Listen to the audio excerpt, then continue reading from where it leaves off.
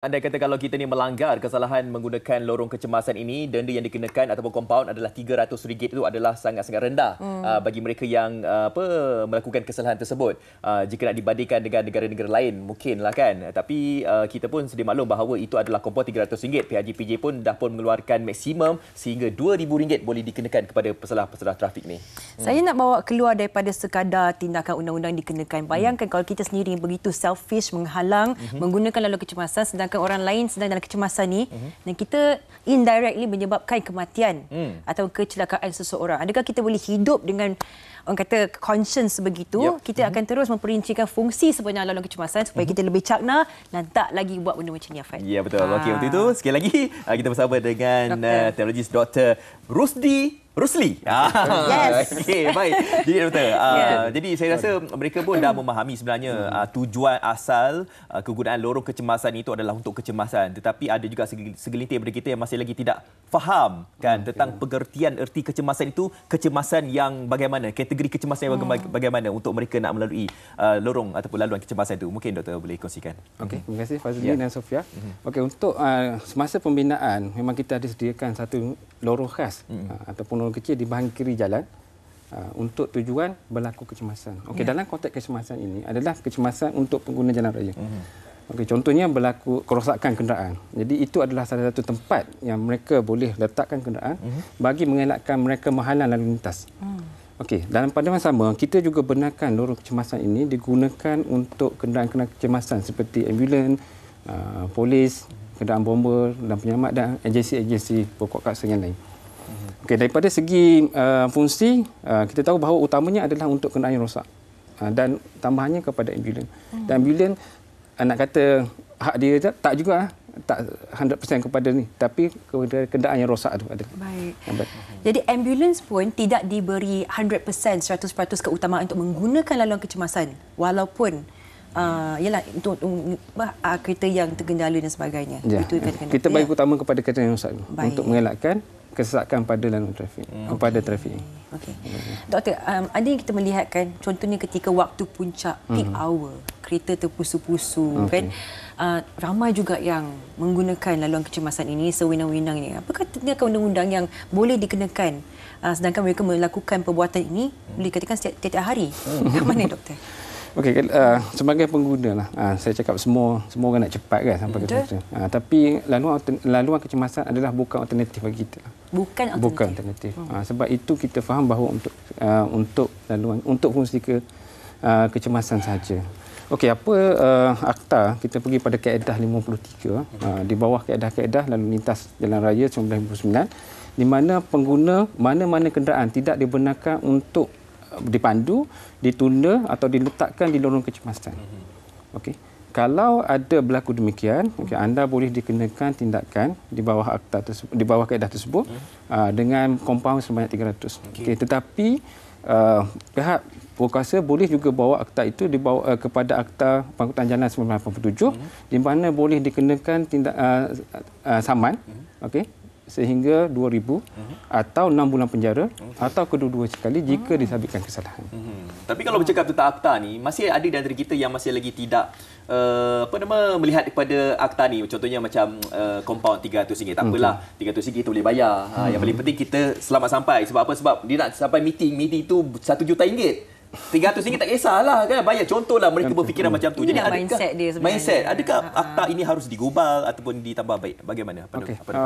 Bagi saya, kalau daripada segi duit ni, setengah orang itu bukan masalah. Ya, betul. Tapi daripada segi kesedaran tu, macam mana kita nak latih, nak didik pengguna jalan raya di Malaysia untuk sedar bahawa itu bukan hak dia.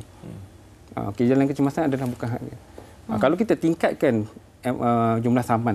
Jadi itu saya rasa tak mengubah konsep mereka sebab macam Cik Fazli katalah projek juta-juta kan.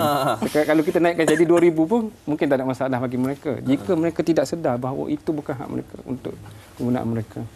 Saya kira dalam segala aspek yang boleh kita lihatkan mungkin penambahbaikan undang-undang ataupun penguatkuasaan pun perlu ada juga sebab dibandingkan dengan negara lain tidak begitu sesak seperti negara kita atau Indonesia. Mungkin kita nak bertanyakan sendiri kepada Encik Nur Kamaruzaman sebagai seorang pemandu kenderaan Jabatan Perubatan Kecemasan PPUM. Encik Kamaruzaman sendiri dah berapa 22 tahun. Lama. 22 tahun di jalan raya membawa mereka ke hospital dalam keadaan kecemasan. Apakah antara detik pengalaman yang boleh dikongsikan sepanjang 22 tahun ini dan adakah mungkin kita dapat sesuatu yang boleh membuka mata kita betapa pentingnya untuk kita tidak menggunakan laluan kecemasan? Encik Nur Kamaruzaman, silakan. Seperti yang Assalamualaikum. Salam. Seperti yang kita tahu, ialah laluan kecemasan tu adalah untuk diguna untuk yang betul-betul kecemasan. Jadi apabila kita, macam saya pemandu ambulans nak pergi ke sesuatu tempat tu, melalui jalan laluan kecemasan, kenderaan ada di depan akan mengganggu pergerakan saya. Maksud saya kita takkan sampai masa tu dengan tepatnya. Macam itulah cerita. Okey, jadi mungkin boleh ceritakan sikitlah apa mungkin masalah-masalah yang sering dihadapi oleh Cik Kamaruzaman. Contohnya seperti ada kereta yang kita dah nampak, kita dah horn, kita dah bagi siren tapi masih lagi degil untuk nak mengalihkan kereta ke, ataupun ada perkara-perkara lain yang mungkin sering kali terjadi kepada Cik Kamaruzaman? Ya. Perkara macam tu memang sering terjadi. Seperti tak memberi kita laluan dan ada yang mengekori kita dari belakang. Seolah-olah yang kenderaan yang belakang itu macam yang kita bawa tu dia punya relatif ataupun dia punya sahabat ke atau macam itulah. Itu mengganggu kita punya pemanduan tu. Takut apabila kita break akan mengakibatkan kemalangan dari kenderaan yang belakang tu. Saya rasa ini sangat penting Encik Kamaruzaman ialah bangkitkan sebab saya sendiri melihat ambulans ke depan tengah meluncur laju ni, elok sederet motosikal ikut dari belakang, bahaya tu. Encik Kamaruzaman pernah tak ada situasi di mana disebabkan orang yang selfish ni yang menghalang laluan kecemasan dan sebagainya sehingga berlaku perkara yang tidak diingini? Contohnya dia tak sempat sampai hospital, meninggal dunia ke? Ada tak situasi seperti itu pernah berlaku? Situasi macam tu ada juga yang berlaku lah. Ada. Apabila kenderaan yang mengekori kita tu, kita takut terjadi yang bukan-bukan pada dia lah. Okey. Apabila, maksud saya macam tu lah. Saya nak tanyalah, sepanjang 22 tahun Cik Kamaruzaman memandu ambulans ini, kan, saya rasa mengikut tahun-tahun itu mungkin ada berlaku perbezaan-perbezaan ketara dari segi pemanduan, dari segi jalan raya, dari segi mungkin ada penggunaan teknologi, kan. Jadi sepanjang 22 tahun tu apa mungkin boleh dikongsikan kepada kami sepanjang menjadi pemandu ambulans tu, Cik Kamaruzaman? Saya rasa sebelum dalam 5 tahun sebelum ni lah, saya sebagai pemandu ambulans lah, mendapati sebelum ni memang kalau laluan kecemasan tu ada je kenderaan yang mengikut ataupun ada je kenderaan yang mengganggu laluan kita. Tapi sejak daripada selepas PKP ni saya tengok tanggungjawab sebagai pengguna jalan raya tu dah nampak ada perubahan. Okey, dah berubah sikit lah. Sekarang ni saya nampak ada perubahan. Ada perubahan sikit. Mungkin dia dah mengetahui yang ambulans ni apabila keluar daripada hospital perlu segera untuk sampai ke destinasi dia. Macam tu cerita. Satu lagi mungkin disebabkan dekat ambulans sekarang ni, untuk cakap tentang teknologi ni, dah ada dashcam. Depan belakang ada dashcam, kan. Jadi sekarang ni takut kuasa viral. Viral kan ni siapa ekor belakang, kan. Okey, baik, terima kasih Cik Kamaruzaman. Terima kasih atas perkongsian. Untuk membuka mata kita lebih lanjut lagi, doktor, kan. Bila kita meninjau, kalau kita melihat laluan NKVE dari Setia Alam ke Shah Alam, bila waktu puncak dia akan buka laluan kecemasan tu untuk penggunaan kenderaan, sebab ialah daripada 6-7 lane jadi 2 lane.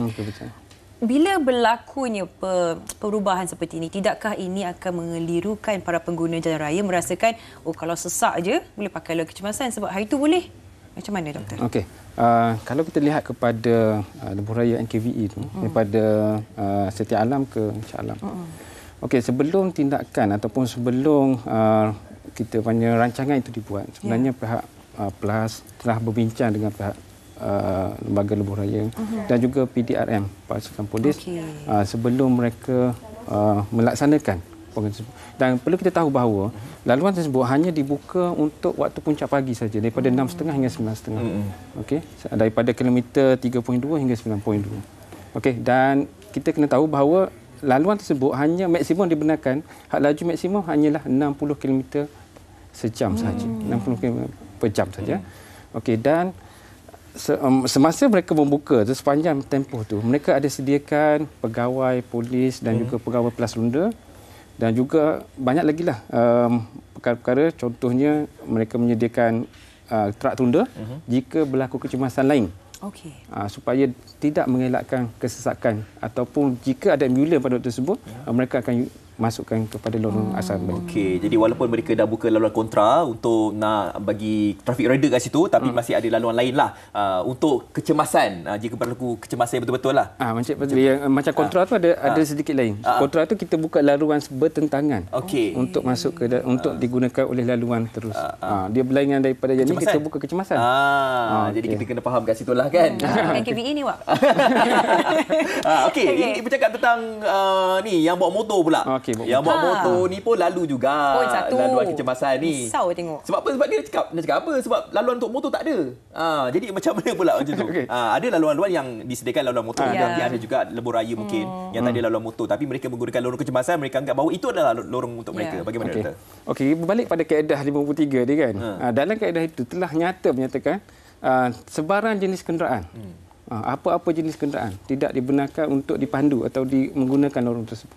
Jadi konteks ni, motosikal adalah jenis kenderaan dan automatik termasuk dalam kaedah tersebut. Tidak dibenarkan menggunakan laluan tersebut. Tetapi kita tahulah bahawa kadang-kadang pada waktu tertentu ada ruang-ruang yang mana motosikal boleh menggunakan, tapi dengan syarat tidak tiada puak kuasa. Kalau ada, memang mereka kena sama juga. Memang kena di bawah kaedah tersebut. Jadi bahaya jugalah sebenarnya motor ni kan.